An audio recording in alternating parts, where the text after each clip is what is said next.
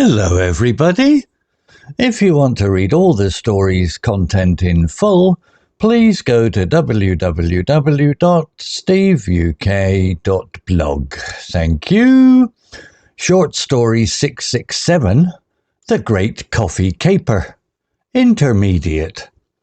Emma worked at the marketing department of BrightTech, a small tech startup in London. Every morning the office buzzed with phones ringing, keyboards clacking and people shouting, "Coffee!" The break room was the centre of the chaos because the coffee machine was the only one that could make a decent latte. One Monday, Emma arrived to find a long line of sleepy colleagues waiting for their caffeine fix. At the head of the line stood Mr Patel, the boss, tapping his foot impatiently. "What's taking so long?" he asked, his voice louder than usual.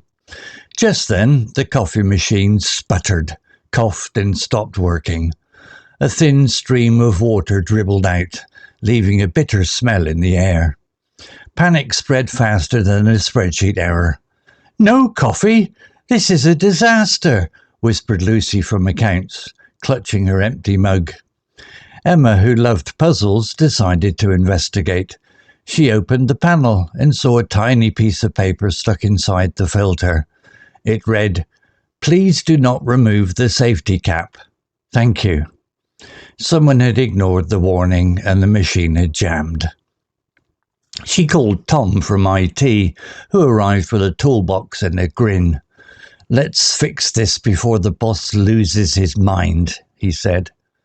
Together they carefully removed the jam, cleaning the filter and replaced the safety cap. After a few minutes, the machine whirred back to life, spraying hot coffee into waiting cups. Mr Patel took his first sip, smiled and declared, "Well done, team. You saved the day." The office erupted in cheers, and even the grumpy accountant laughed. From that moment on, a new rule was posted on the fridge. Respect the coffee machine. It respects you. At the end of the week, the staff celebrated with a cake shaped like a coffee bean. Emma felt proud. She had turned a minor crisis into a funny story that everyone would remember. And the office, once again, ran smoothly, powered by fresh coffee and a little teamwork. Vocabulary notes. Buzzed. Verb. Past tense. Meaning. To make a low, continuous humming sound, used figuratively for a place that is full of activity and noise. Story example. Every morning the office buzzed with phones ringing, keyboards clacking, and people shouting, "Coffee!" Similar words. Hum. Whir. Thrummed. Hummed. Teamed with activity. Jammed. Verb. Past tense. Meaning. Blocked or stuck so that it cannot move or work properly. Story example. Someone had ignored the warning and the machine had jammed. Similar words. Blocked. Stuck. Clogged. Obstructed. Frozen. Grumpy. Adjective. Meaning. Bad-tempered. Easily annoyed. Story example. Even the grumpy accountant laughed. Similar words. Irritable. Cranky. Sour-tempered. Cross. Ill-humoured. Crisis. Noun. Meaning. A sudden, serious problem that needs immediate attention. Story example. She had turned a minor crisis into a funny story that everyone would remember. Similar words. Emergency. Dilemma. Predicament. Trouble. Catastrophe. More severe. Declare. Verb. Present. Meaning. To say something officially or publicly, often with confidence. Story example.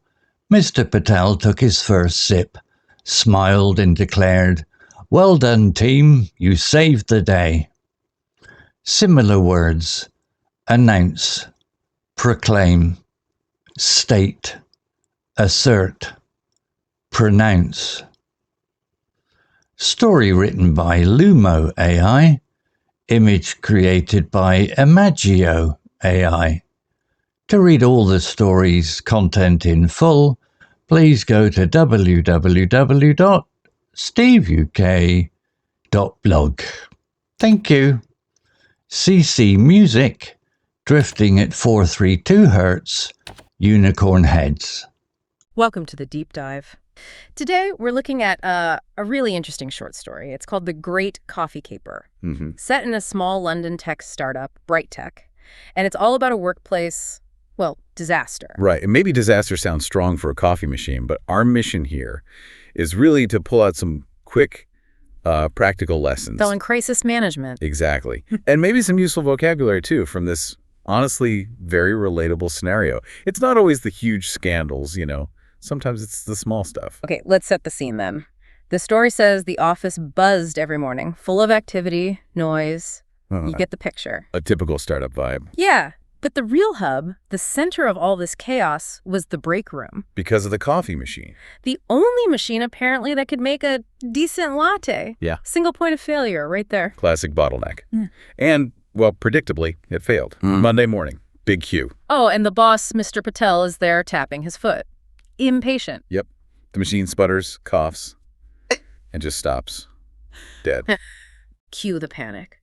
Lucy from accounts whispers, "No coffee. This is a disaster." And she wasn't entirely wrong, was she? I mean, it sounds trivial, but it shows how quickly morale can just plummet when something people rely on disappears. Yeah. Especially coffee. Definitely. But then we get our hero, Emma, from marketing. Loves puzzles, the story says. And she doesn't just stand there, she investigates. Starts looking into why it stopped. Proactive. That's key. And she finds the clue, a tiny piece of paper actually inside the filter. What did it say? It read, "Please do not remove the safety cap, thank you." Yep. So it wasn't just broken, someone had, messed up. So the machine had jammed. It was blocked, stuck, human error introduced into the system. Exactly. And Emma's quick thinking here is really the first lesson in crisis response. She didn't wait around. No ticketing system needed here. No. She diagnosed the root cause, part behavior, part physical blockage, and went straight to the right person, Tom from IT. Right. She called Tom, bypassed the bureaucracy. And Tom shows up with a grin. That tells you something about the company culture, maybe. A willingness to help across teams. Good point. So Emma and Tom, marketing and IT, they work together. Teamwork. They remove the paper, the blockage, clean the filter, put the safety cap back correctly. And the machine lives again. Success. And the payoff is immediate. Mr. Patel gets his latte, takes a sip, smiles. And he actually said it publicly, confidently, "Well done, team. You saved the day." Yeah, public recognition. And the story adds that even the usually grumpy accountant laughed. Measurable impact on morale right there. Solving that shared problem quickly. So Emma basically turned this minor crisis, A sudden, serious problem, even if small scale. into a funny story, a success story for the team. But what about the long term? Well, that's where it gets really interesting for creating rules that actually stick. Okay. The solution wasn't some formal memo from HR about machine usage. It was a simple sign posted on the fridge. What did it say? Respect the coffee machine. It respects you. Huh, I like that. It's effective because it's tied directly to that shared memory, that moment of teamwork and success. People are way more likely to follow a rule born from a positive experience like that. Makes sense. And they even had a celebration. End of the week. Yeah, a cake shaped like a coffee bean.